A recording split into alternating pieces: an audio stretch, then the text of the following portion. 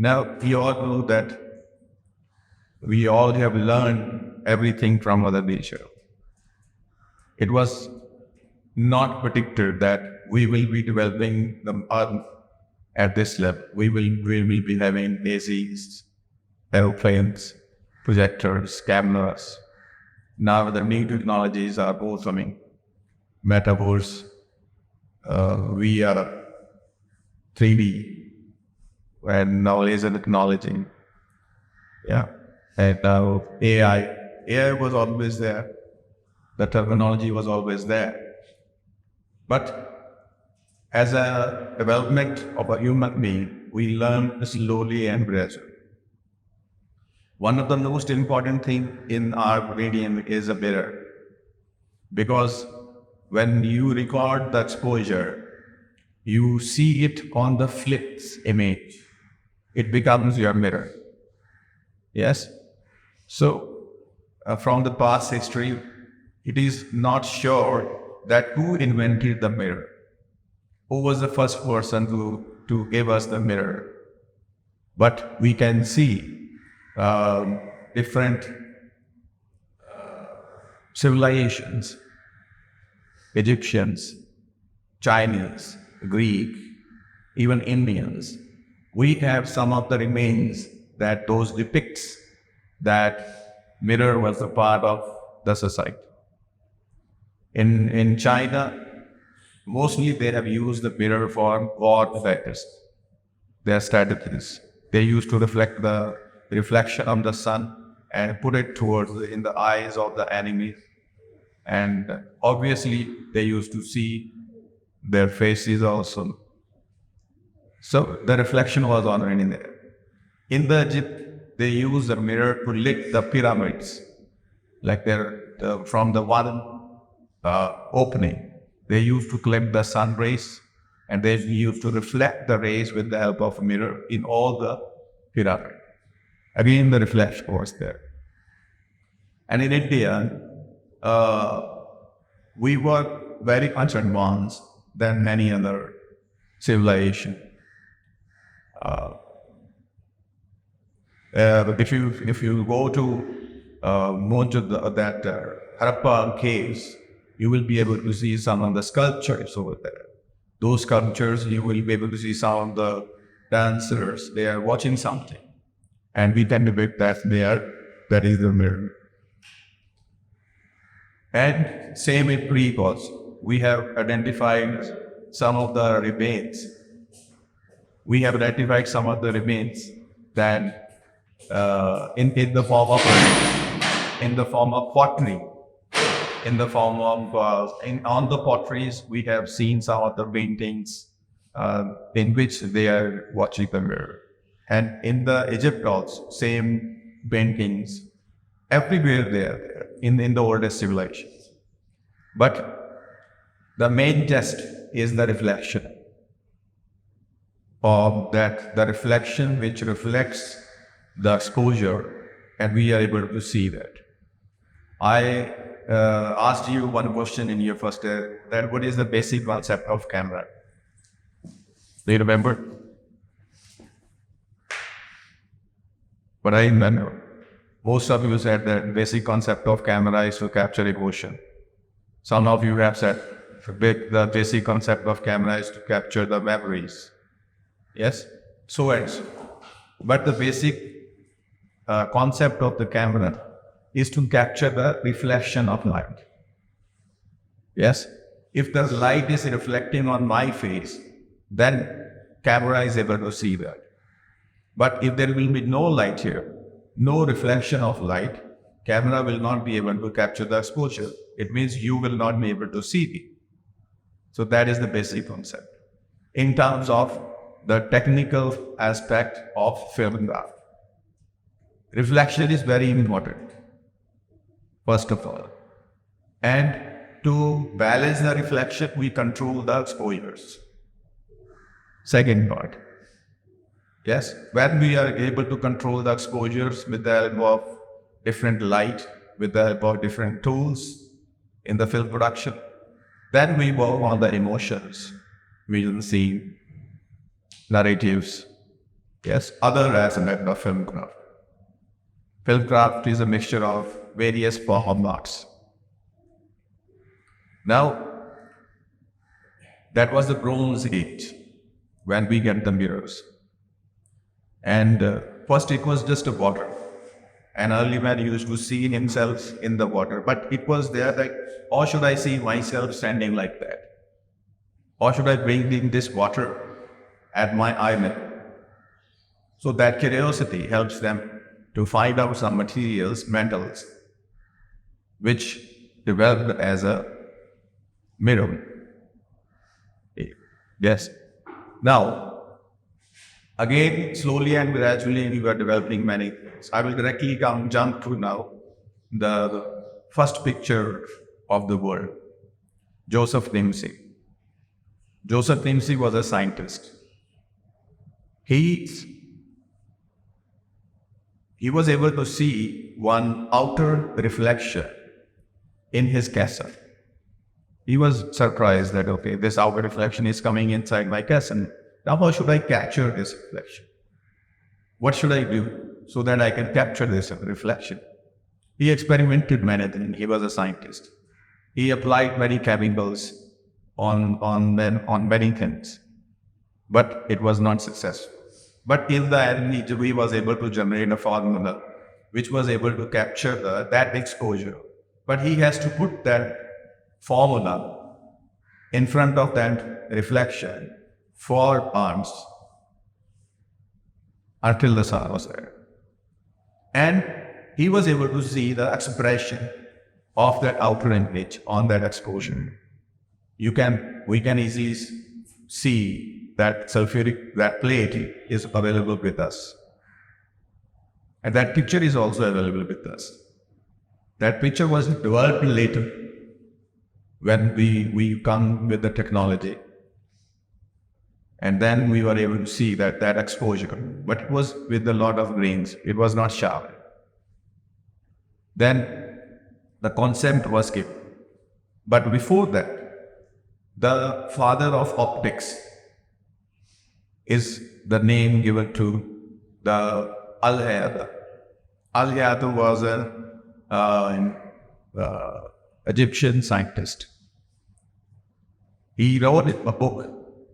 The name is, in English, the Britishers gave it the name of the Book of Optics. And that book is the base of the optics. Now, in our device, we have multiple optics. We have multiple mirrors in the form of convex and concave, and the flat mirrors. Yes? We have mixed different ligaments in the lenses. Even in the DSLR, that is digital single lens reflex. The reflection, the mirror through the reflection on the lens. Yes, it helps us to capture the exposure. But mirrorless are direct. They control the exposure, they capture the impression of the exposure directly. Yes, coming back to now, Al-Hayat.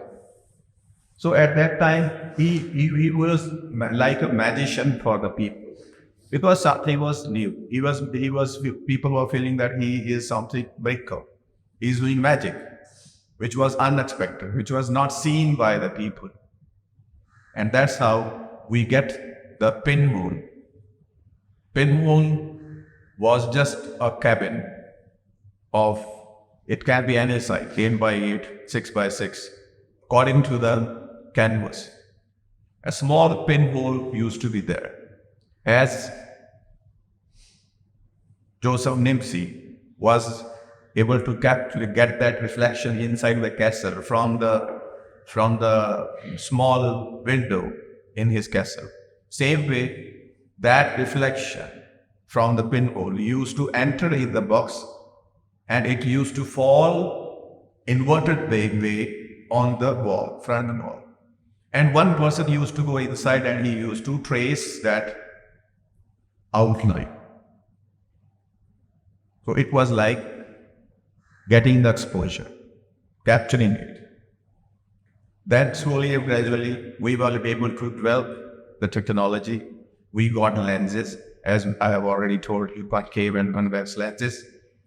And we added that lens in such a form in one device, which was named as camera obscura. Yes? And in that camera obscura, now the pinhole was big. It was a big box, difficult for a person to get inside, trace in less oxygen. But here in camera obscura, the image was squeezed with the help of lens. And again, the tracing was there.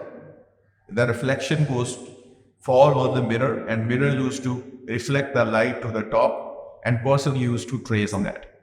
Again, it was a painting, but it count as a picture because it was the exact reflection of the figure, of the person, of the subject, which is in front of camera obscura.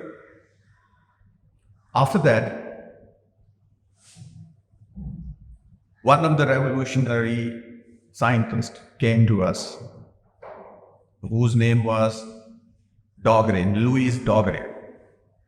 Now, Louis Daguerre was the person who gave us the perfect device, tool, in the form of one instrument, which by his experiments, slowly and gradually, was developed by him. In his first experiment, he was not able to get the sharp images, sharp exposure. He was not able to capture that was a lacking. He was not able to capture the motion also. That was the reason you might have seen a camera in which one person goes in the cloth and open the flap and count for 10 seconds. And that 10 seconds was that the person should not move anymore. He has to stay still.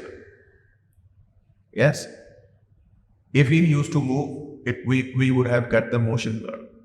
Because the technology was not developed at that time. But then we added a flash. That was very big blast kind of flash. And that flash helped us to get the perfect exposure in a very easy way. So that Louis Daguerre, in the name of him, we get the Daguerre type cameras. Got it? Now we got the perfect black and white picture with the good exposure, with the good control of the motion. And many scientists, others are there, who have us to give the color picture, who were also working on other devices. And some of the people were working with the gun type camera also. The shape of that camera was like a gun itself. But that gun used to shoot. Shooting is, the word shooting comes from that. Yes? And they use that particular device to to read the anatomy of the living beings. That if the bird is lying, that bird is, or the bird is lifting, or the bird is flying the wings. So reading the muscles, and even in the human being. So they use that gun in such a way. But it was only limited to the experiments of human being. It was not for the common people. Daguerre type was for the common people. That one person came, his name was Edward Muybridge. Edward Muybridge placed 16 cameras in a row. And it is a story which is applied on Edward Muybridge, that he has a pet that while running the horse, the hoof will be on the floor or along the floor. That is the story with his experiment. But he put the cameras in a row and he was able to capture the running horse in the stills. And then he developed one device in a round circle. He placed those pictures on that device, and when it used to rotate, the persistence of vision gave us the illusion that the horse is running. And his experiment is still with us. Yeah. Again, like as per the books, as per the things, as per the stories, history is written by certain hands, certain people. We can't say that the history is accurate or not. But whatever we have got from the research, from the books, from the people who has written, then a French scientist again developed one device. That device was named as cinematography. And he gave that device to Luminar brothers, the two scientists, to develop that device. That is how the beginning of cinema started. Luminar brothers developed that device and come out with the cinematography tool. They were able to capture the exposure.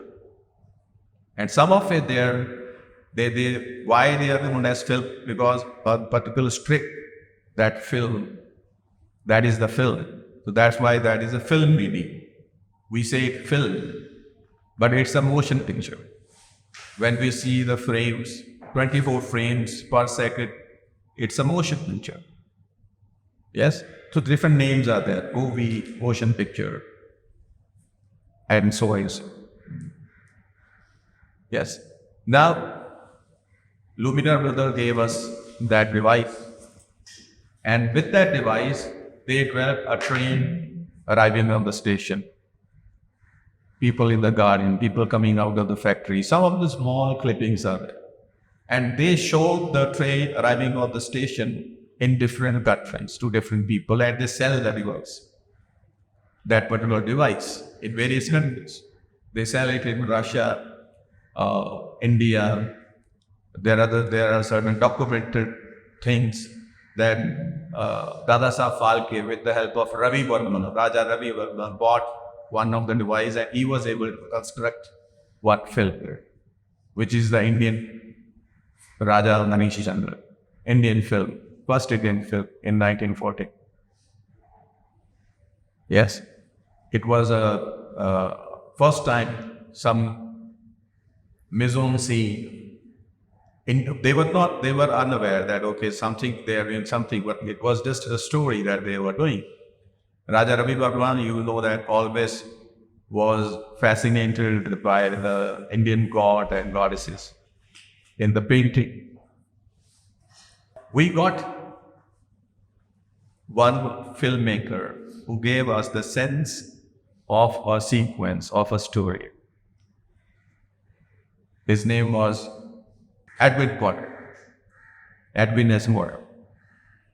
Edwin S. Potter gave us the sequence of 10 to 13 minutes in the form of Great Ray Robert. Again, we are talking on to those things which are easily available, documented to us.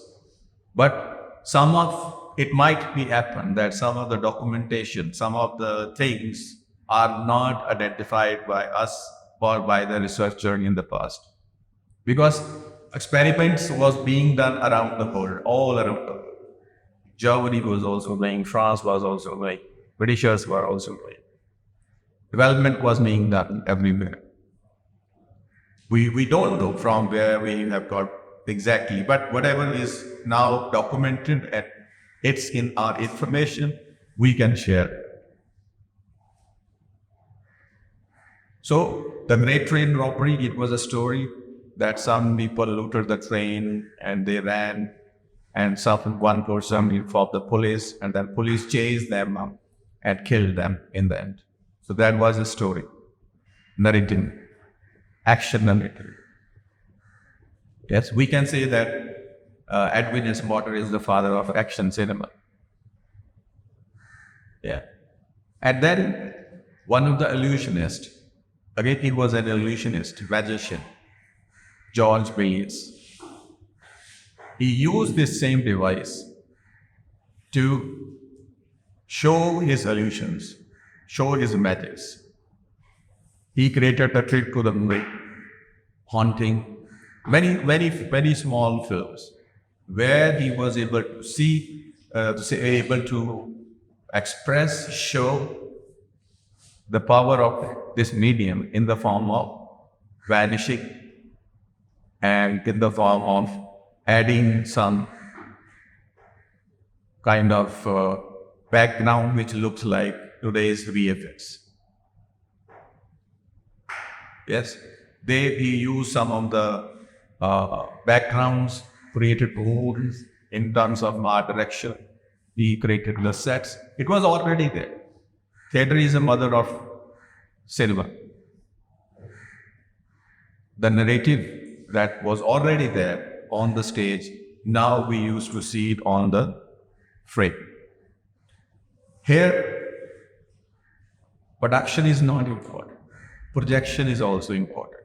As the camera production devices was being developed, same way the projection devices was also developing.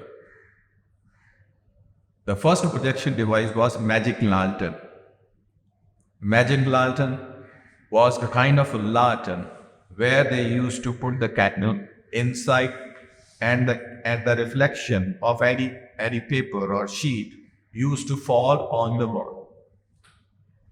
Before that, the projection was pinhole because our reflection was coming inside.